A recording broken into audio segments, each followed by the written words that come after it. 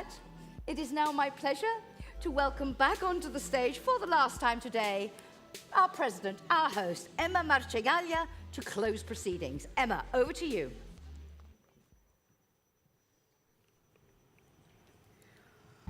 Well, first of all, I will be very fast because one of the key words in our discussion today was to be fast, and so I had to, of course, to go on and follow this mode. Well, first of all, let me thank all the speakers, all the panelists, and all of you that stays here for the whole day. I think we have a very good discussion, very good meeting. We share very interesting ideas, so personally, I'm very happy of what we achieved today, and really I want to thank you for all you have done. Let me make two very fast and short comments on the organization.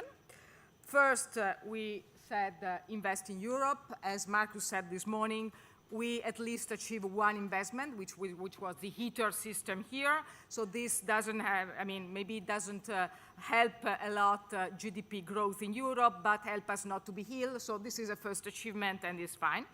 The second thing, some of the people here, some of the panelists complained with myself and with Marcus, saying that in the panels today there was too many men and not enough women.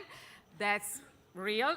I agree, and I excuse myself for this. We try to have more women, but let me say that, of course, apart from me, the best speaker anyway were Enrica and Mrs. Malmström, so few one, but very good, but next time we will have a lot of women. So let me make really very few points. First point, I think that all of us, we are here, and there has been a lot of discussion on this point. I think I can say very clearly that we believe in Europe. There is no doubt on this.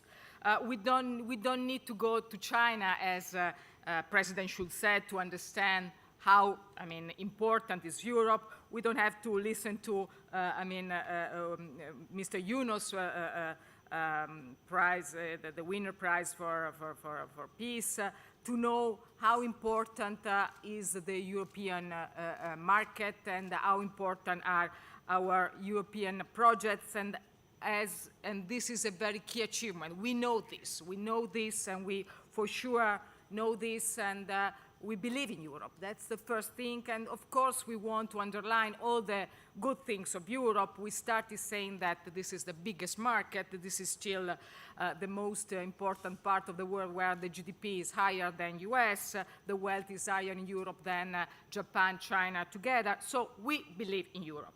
The point is that because we believe in Europe and we love Europe, we want to make Europe stronger. So that's why sometimes we complain, and that's why we want to see things going on. So I think we know very well what we need to do. This is very clear. The real point now is to act, to implement things, to act and to be fast in doing this, because it's very clear what we need to do. And I think in the discussion today, all the vice presidents, the commissioner, all the people here, we all more or less say the same thing. So the real point is now is to act and to implement.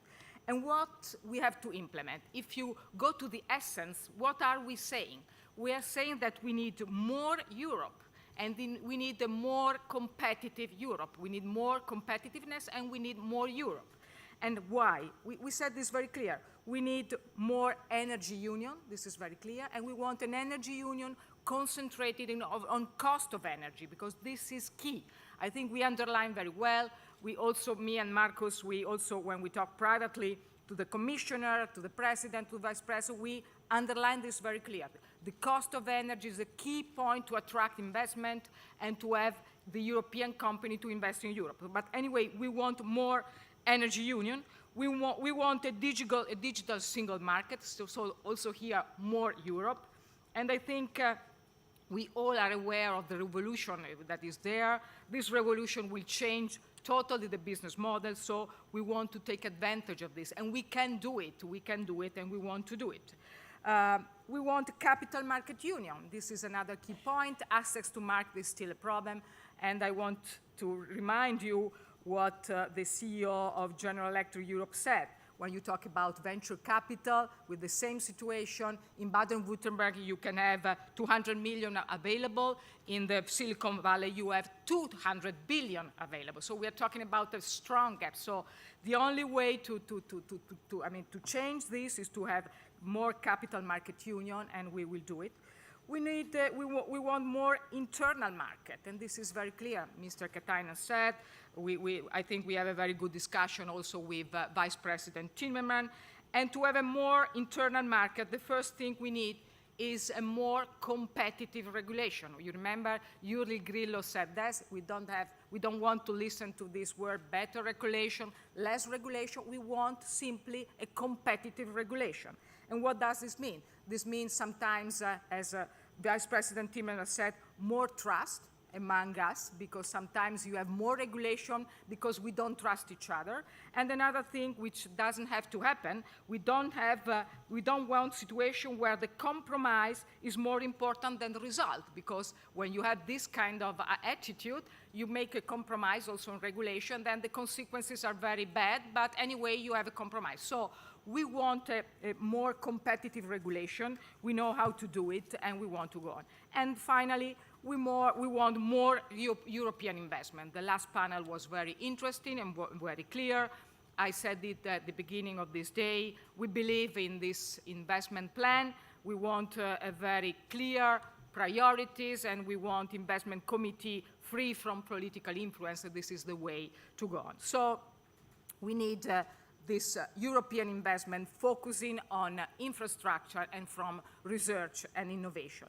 And I think, and this is my final point, we need, and this is something I think which is not good in Europe. Even if we believe in Europe and we think that Europe is still a best place to stay, to live, and also to make business, there is a huge change that we have to go on with, which is we need to make a cultural change on innovation.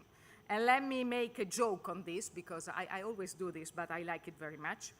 When there is an innovation, if we look at different kind of people coming from different parts of the world, you have different attitude. So if you have an innovation and you have an American person, this person will say, wow, let's make a success out of it. Okay. If you have a Chinese person, this will say, wow, this is a very nice innovation, let's copy it. And if you have an European person, we say, well, innovation, well, let's regulate it. So I think we have to change this.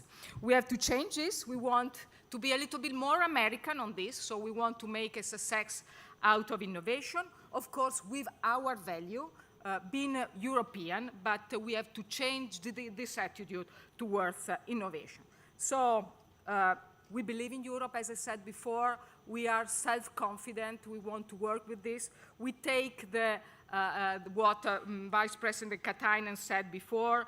We are ready as business and also as Business Europe to be very active, to work very hard to have a better future for our Europe, because we believe in this.